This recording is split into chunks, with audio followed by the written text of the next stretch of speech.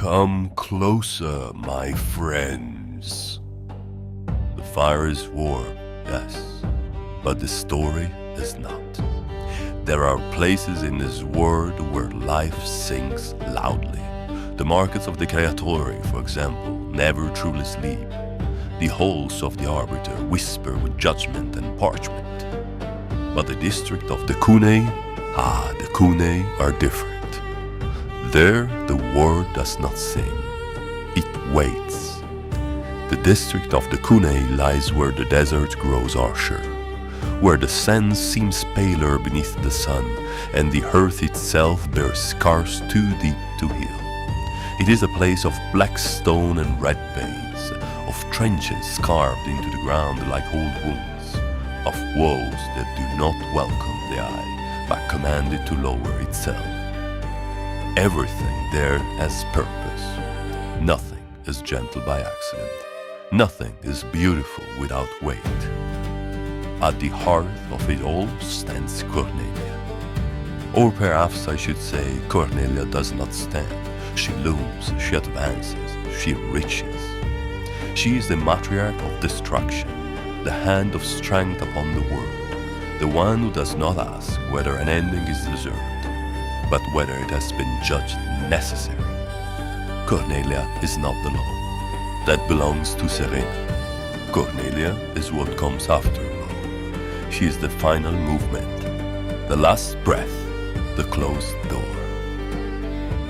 And yet, if you think her cruel, you have not understood.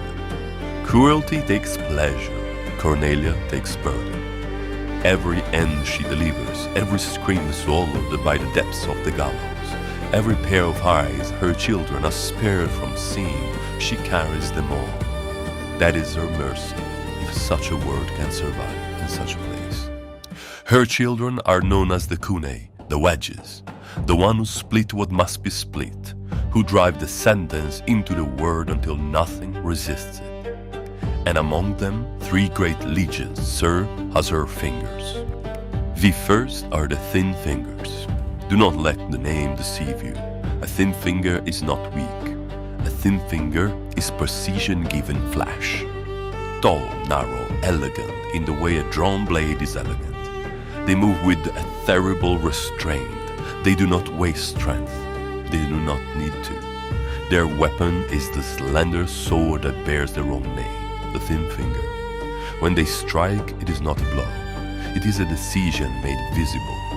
They lean forward, gather the weight of their strange bodies into a single line, and pierce stone, metal, flesh, and fate with the same merciless clarity. Their armor is black obsidian across the chest, their faces enclosing pyramid cages, their eyes separated from the world by pattern and metal. They see more than the others, and for that reason they are trusted with the most important executions. Those whose lives weigh heavily upon the balance often meet their end not beneath a hammer, not beneath a volley, but at the point of a thin finger's blade. Then come the heavy fingers.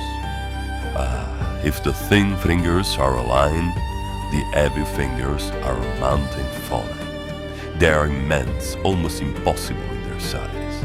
Their bodies are built like engines of judgment, broad and dense, with arms made to swing weapons no ordinary being could lift. Their hammers bear pyramid heads of black obsidian, ornamented in gold, each one a small mountain made to descend. A heavy finger does not need elegance. A heavy finger needs only arrival.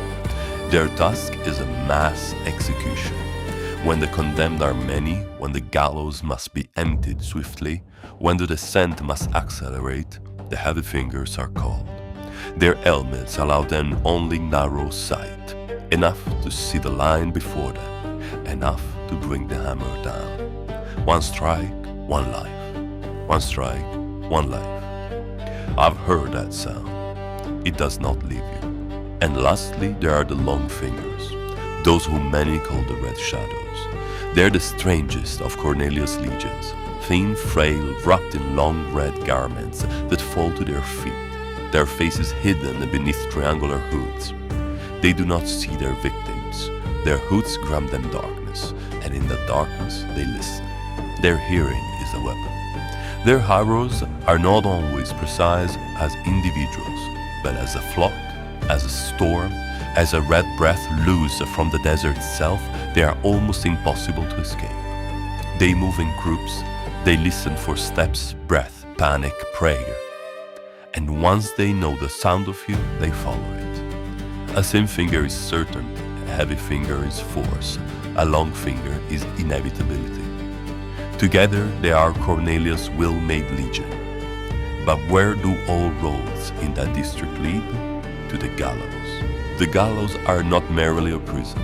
Do not imagine bars, chains, and walls alone. No, the gallows are the descent, a vast wound in the heart, spiraling down so deep that sound itself seems too afraid to climb back out. Along its walls are cells, numbered like a countdown. 9,999, 9,998. Down and down and down until the first cell. And after that, Cornelia. Some condemned never reach the bottom. A long finger's arrow may find them. A heavy finger's hammer may hand them. A thin finger's blade may decide their final breath. But those whose weight upon the balance was greatest are granted the terrible honor of descending deeper, closer to the matriarch herself. Imagine that, if you can. A life measured not by how long it lasts, but by how far it must descend before it ends. And before the gallows, before the cells, before the final road opens beneath the earth, there stands one of the most austere and imposing structures in the desert, the Gate of the Grains. It is not ornate, it does not need to be. Built of pale stone darkened by ash and wind, framed by black obsidian ribs, the gate rises from the desert like a verdict that has learned architecture. Its shape is severe, almost cruel in its clarity. Two towering wedges leaning inward, not quite touching, leaving between them a narrow passage where the sun falls like a blade. This is the road of the grains. Those who come here, not always criminals in the way we understand the word.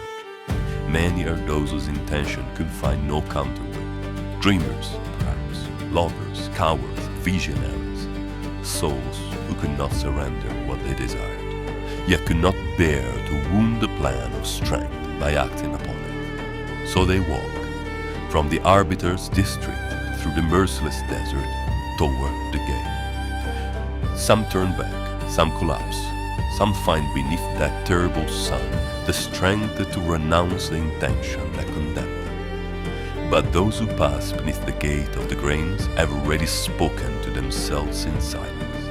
There the Cunei received them. No celebration, no hatred, no comfort. Only the recognition that another weight has come to be removed. And perhaps that is what makes the district of the Cunei so difficult to condemn, and so impossible to forgive. It is not a land of chaos. It is not a place of meaningless slaughter. It is a civilization built around the most unbearable of beauties, to end what others have judged must end. Their architecture reflects this, austere, monumental, unforgiving. Trenches instead of avenues, cells instead of homes, forges beneath the earth, drums instead of songs. And yet, even there, life persists. They eat, they train, they remember, they love their mother, and she loves them in the only way she knows how, by taking into herself the sight that they cannot bear. The Cunei are not monsters. That would be easier. They are children of a terrible necessity, hands raised in service of a balance they did not create, fingers of a mother who destroys because someone must. And so when you hear the drums from the northwest, carried faintly by the desert wind, do not mistake them for war. They are not marching toward conquest. They are keeping time. One strike, one breath, one sentence, one end. This is the district of the Cunei, the land where judgment becomes action, where pity wears a hood, where mercy may arrive as a blade, a hammer, or an arrow. and where even the darkest gate does not ask whether you are afraid, it only opens.